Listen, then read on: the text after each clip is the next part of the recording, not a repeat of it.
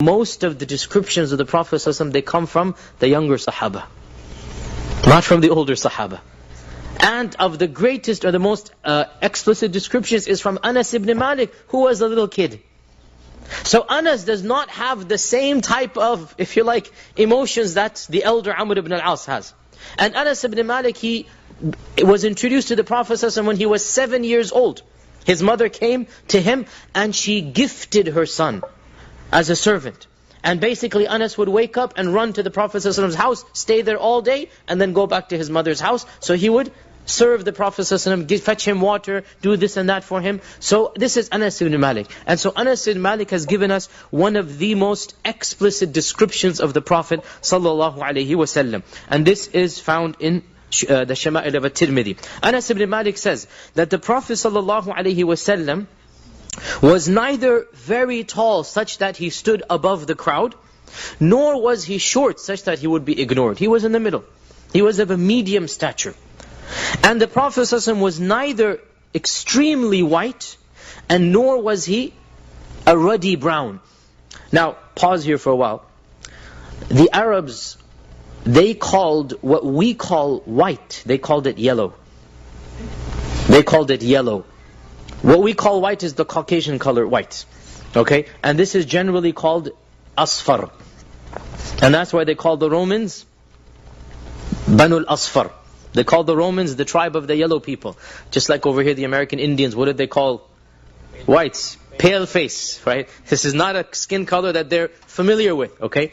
Generally speaking, when the Arabs use the word white, it is a lightish brown.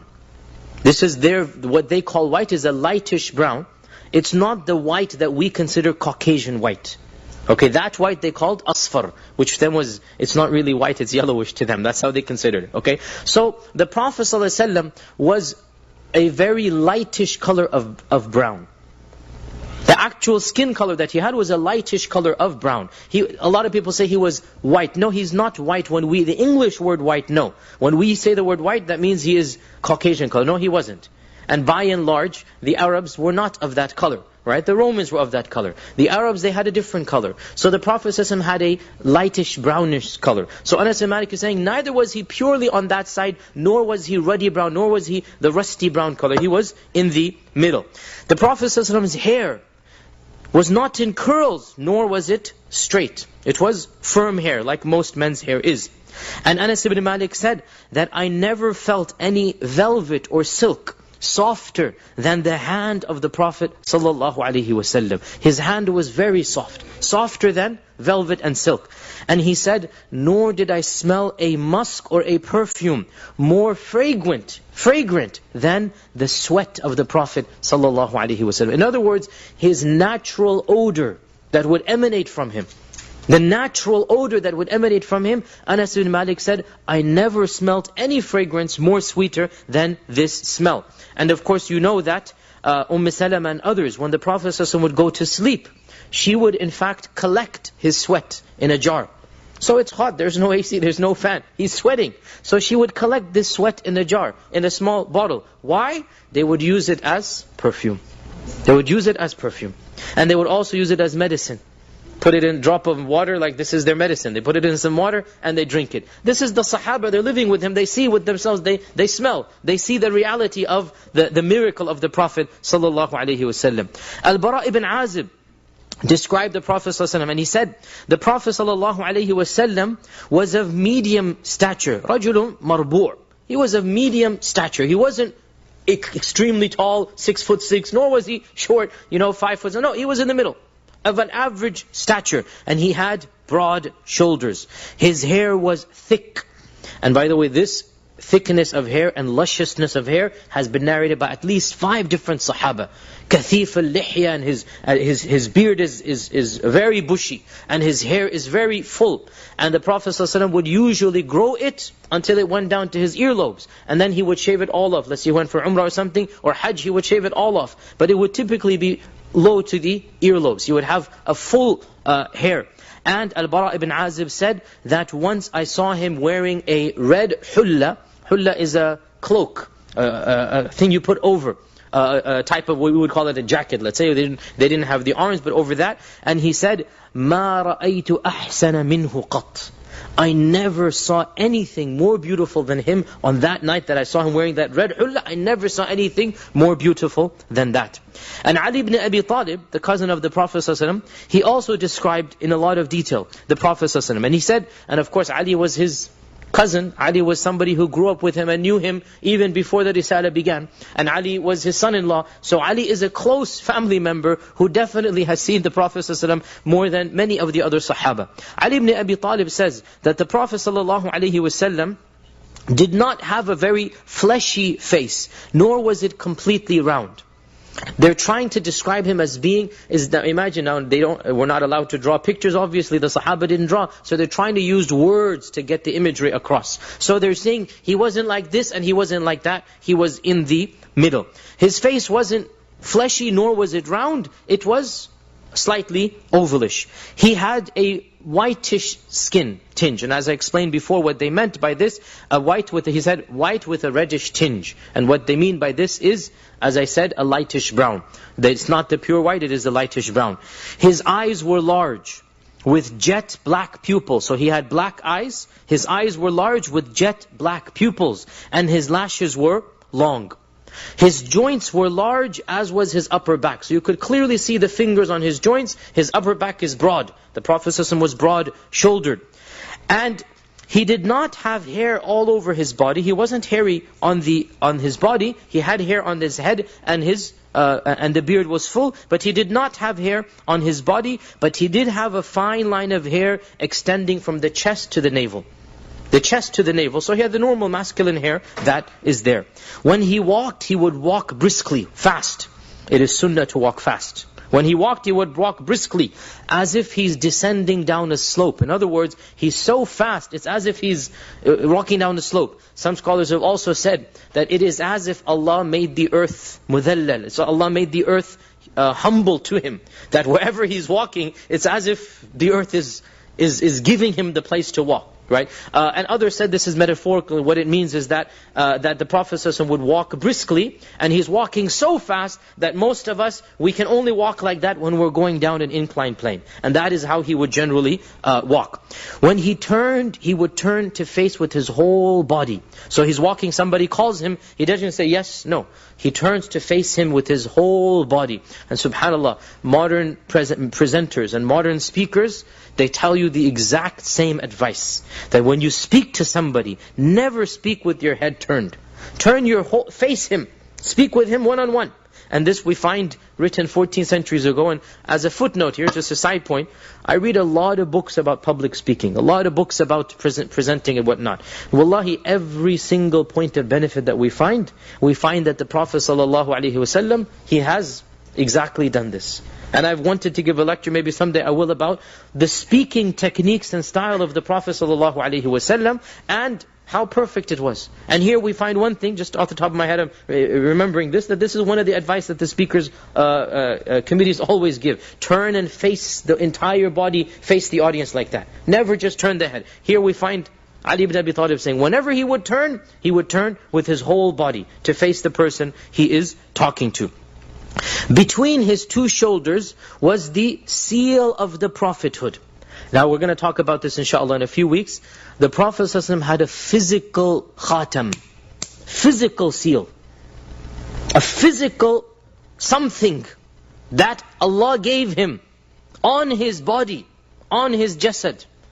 And this was to be a sign by which he would be recognized by other people. So the Prophet ﷺ had a physical sign, and this sign is the seal of the prophets. And Ali ibn Abi Talib says, he had this seal, and he was the seal of the prophets. وَهُوَ كَانْ خَاتَمَ النَّبِيِّينَ. He is the khatam, and he had the khatam. What is this khatam?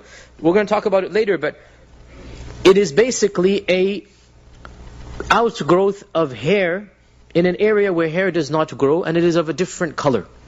And it was between his shoulder blades, shaped like a pigeon's egg, an oval, small oval, like a pigeon's egg. And it was in a place that nobody's hair grows over. And that's all it was. It wasn't any growth of skin, it wasn't anything abnormal. A small, if you like, growth of hair, of a different color than the usual color of his body, of the hair, and it was in between his shoulder blades, at the bottom of the shoulder blades, over there. And Ali ibn Abi Talib says that between his two shoulder blades was the seal of the prophethood. We're going to hear about this later on, when a number of people accepted Islam, most famously Salman al-Farsi. Salman al-Farsi accepted Islam because his Christian teacher had told him that the sign of the prophet is that he's going to have the seal between his two shoulders. And so when Salman al-Farsi came, and this is the story, we're jumping the gun here, Salman al-Farsi came to the Prophet ﷺ testing him, does he have the signs or not? One day he came, he had the first sign, check, he went home. Second day he came, he had the second sign, check, he went home. And these two signs were physical, apparent signs, nothing on the body. The third sign is on the shoulder. How am I going to see the shoulder? So the third day Salman al-Farsi comes, he's wondering, how am I going to see, the Prophet is wearing a shirt, how am I going to see his shoulder? So he walks behind, trying to see, maybe, I see something, I know. And when the Prophet ﷺ saw him walking behind, subhanAllah, the Prophet ﷺ lowered his shoulder, lowered his shirt, and showed him, just without a word being passed. The Prophet ﷺ just lowered it and showed him. You want to see? Khalas, I'll show it to you. Here it is. Because he realized what Salman is doing. And as soon as he saw that, Salman accepted Islam, and he told his long story, which we will give an entire, inshaAllah, lesson about. We continue with Ali's statement that whoever unexpectedly saw him would stand in awe of him. In other words, just if you weren't expecting to see him, you saw him, you would just stop for a millisecond. So much reverence from his body emanating. You would stand in awe of him. And whoever accompanied him and got to know him would love him. Once you got to know him, you would get to love him. And those who described him would always say, now Ali is saying, this is what everybody else says, and this is exactly what everybody else says. What did he say? I have never seen anyone before him or after him who was like him. This is exactly what Ali is saying, the other people say, and this is what we're already saying. Bara said this, and Rubai' said this, and so on. So all of the Sahaba are saying the same thing. I've never seen anyone before him or after him like him. And of course there's a beautiful hadith which is well known to many of you, and that is the hadith of Jabir ibn Samura.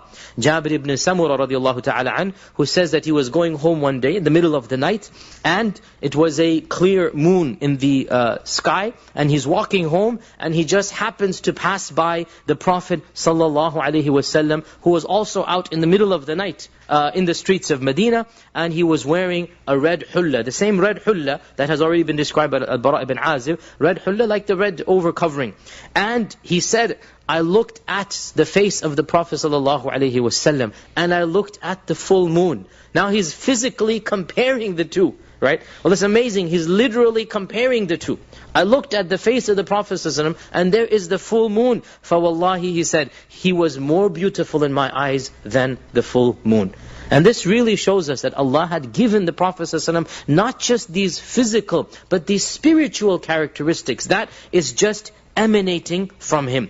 And one of the best examples of this is the fact that many people accepted Islam just by seeing his face. The most famous convert like this is the chief rabbi of the Jews of Medina. And his name was Abdullah ibn Salam. Abdullah ibn Salam was the chief rabbi of the Jews, and he was the most respected of the Yahud. And he heard this man coming claiming to be a prophet.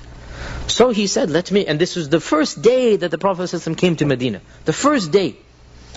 And so he said, let me go see. Now, he wants to go see what his message is, right? Notice, now he's describing in the first person. The hadith is in Bukhari. He's describing in the first person. He said, as soon as I saw him. Now he's not coming to discuss theology. He's not coming to convert to Islam. He's simply coming to see what the commotion is, to see who this guy is, right?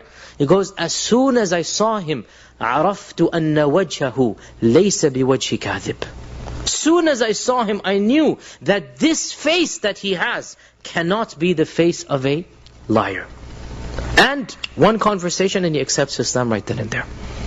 Just by looking at the face of the Prophet Muhammad sallallahu alaihi wasallam, and he was not the only one to do so.